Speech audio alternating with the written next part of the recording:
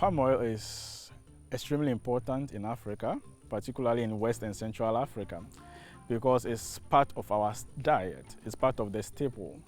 There's hardly any cuisine in which you didn't find palm oil in one form or another. So it's an indispensable commodity for us in this region. And smallholders account for about 70% of palm oil production. That's the estimated average. So even in some countries, it could be higher than the 70%, which then means that the big estates and mills account for just about 30%.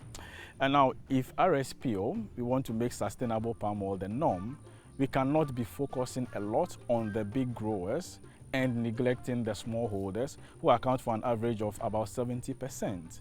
So it's very important that we give attention to the smallholders, particularly in this region.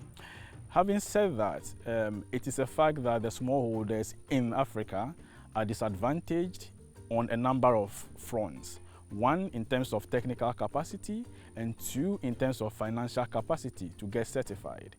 And with RSPO's value of inclusiveness, not wanting to leave anybody behind, we have to then provide whatever support we can to make sure that smallholder farmers are included in the sustainable palm oil supply chain. And it's one of the reasons this RSPO Smallholder Support Fund, RSSF, was very important.